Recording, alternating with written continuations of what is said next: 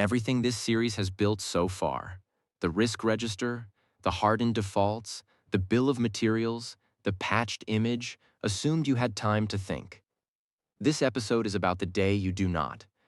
From September 11th, 2026, a manufacturer that becomes aware of an actively exploited vulnerability or a severe incident has 24 hours to file an early warning, not 24 hours from understanding it or fixing it from becoming aware of it. A deadline like that cannot be met by improvising. It is met by a runbook that already exists and a team that has already rehearsed. So today we read the duty from the official text and then we rehearse it, a full tabletop on the record, producing Report 01. Article 14, Reporting Obligations of Manufacturers. Paragraph 1. A manufacturer shall notify any actively exploited vulnerability it becomes aware of, simultaneously to the CSIRT designated as coordinator and to ENISA, via the single reporting platform. Paragraph 2 sets the tempo. An early warning notification without undue delay, and in any event within 24 hours of becoming aware.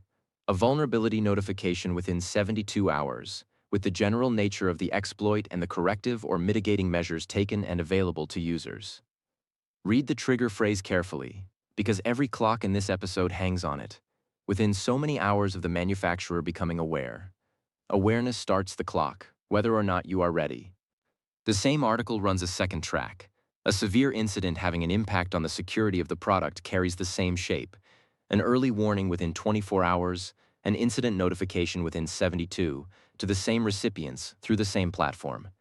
And both tracks end in a final report. For the vulnerability track, no later than 14 days after a corrective or mitigating measure is available. A description of the vulnerability, its severity and impact, the exploiting actor where known, and the security update that resolves it. For the incident track, within 1 month of the incident notification. 3 clocks per track, 6 deadlines in total, and all of them are law from September. Here is the whole obligation on one screen, the way it should hang above a security team's desk. Track A, actively exploited vulnerability. 24 hours to the early warning, 72 to the vulnerability notification, 14 days from the fix to the final report. Track B, severe incident. The same first 2 clocks, and 1 month from the notification to the final report. Both tracks file to 2 recipients at once, the coordinator CSIRT and ENISA, through one channel, the single reporting platform, and every one of those 6 deadlines counts from the same anchor, the moment of becoming aware.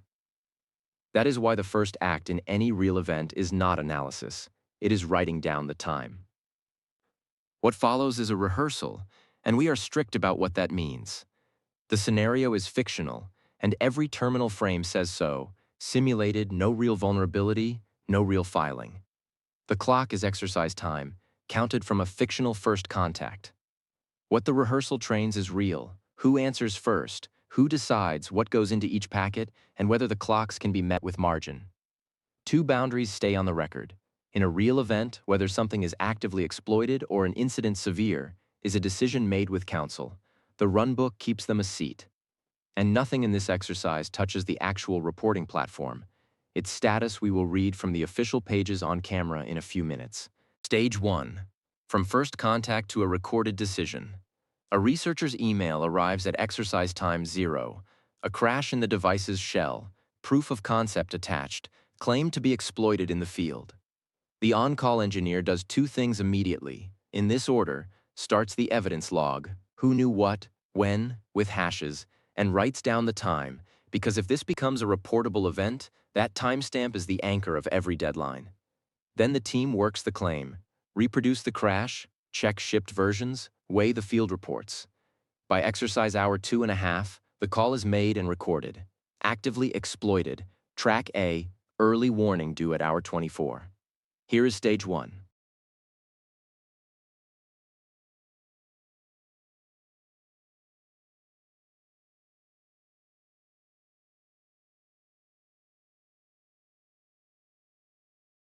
Two details in that timeline carry most of the value. First, the evidence log started before anyone knew whether the report was real. Because if it is real, the log is your proof of diligence, and if it is not, the log cost you 10 minutes. Second, The classification is written as a decision, with a time, an owner, and the clock it starts, not as a mood in a chat channel.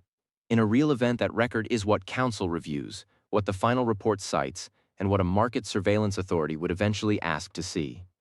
Decisions that start legal clocks deserve the same rigor as code that ships. Stage 2 is the packet the 24-hour clock exists for. And the design insight is how little it requires. The early warning is not an analysis. It identifies the manufacturer, identifies the product, states the basis for calling the vulnerability actively exploited, and lists the member states where the product is on the market, as far as you know. That is deliberately minimal. The regulation wants fast signal, not polished detail. The packet goes to the coordinator CSIRT and ENISA simultaneously through the single reporting platform. In the exercise, the approver signs it off at hour 18.5, filed, simulated, with 5.5 hours of margin.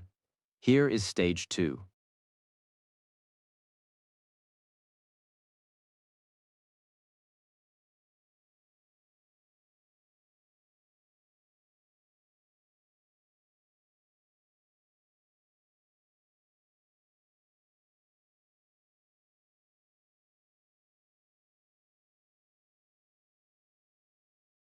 Look at where the time actually went. Assembling the packet took 40 minutes, because the template existed before the exercise and the fields are minimal by design. The hours in between went to the things that genuinely take hours: reproducing, assessing, and getting the approver to the keyboard. That is the honest lesson of every reporting tabletop. The writing is fast when the template is ready. The deciding is what eats the clock, which is exactly why the early warning's minimalism matters. The regulations split reporting into stages so that being fast and being thorough stopped competing. Meet the first clock with the template. Spend the margin on being right. Stage 3 carries the substance. The 72-hour notification describes the product, the general nature of the exploit and the vulnerability, the corrective or mitigating measures taken, and, the field teams forget, the measures users can take now before a fix. It also marks how sensitive the information is. Then the fix ships through exactly the pipeline Episode 5 built, and shipping it starts the last clock, 14 days to the final report, with the vulnerability described, its severity and impact, the exploiting actor where known, and the update that resolves it. The exercise closes with the clock summary for both tracks. The one-screen version a real event will be run from. Here is stage 3.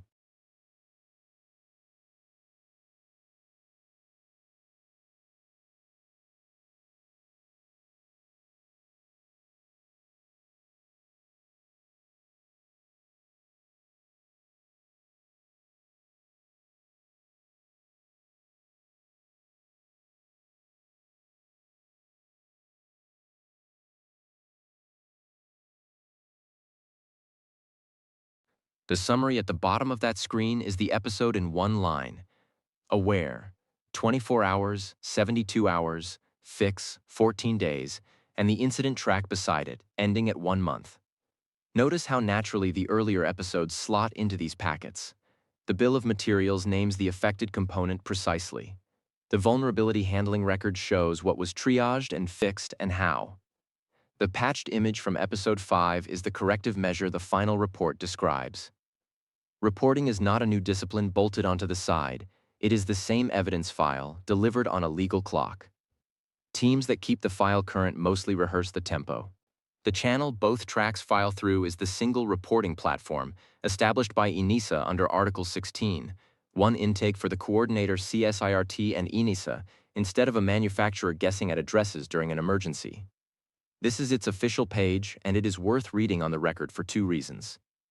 First, it confirms the mechanics we rehearsed: mandatory reporting by manufacturers, routed to the right national CSIRT and to ENISA together. Second, it dates the platform's availability to the same day the duty begins, which yields a concrete action item for any real team watching.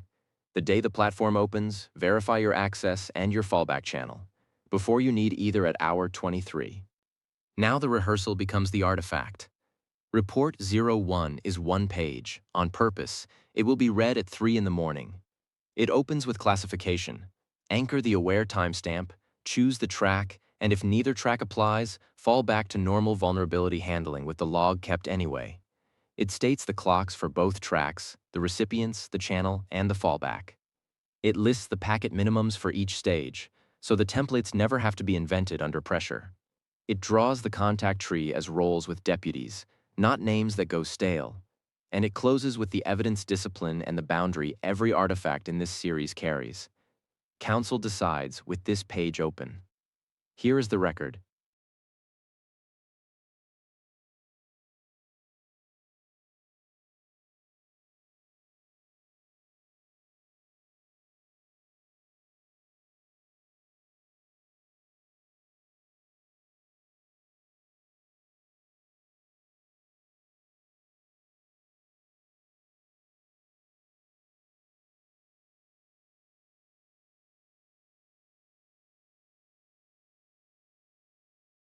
Reviewed as a document, the runbook makes 3 commitments a reviewer can check. The clocks match the official text, 24, 72, 14 days, and 1 month, anchored at aware. The tabletop result is recorded honestly.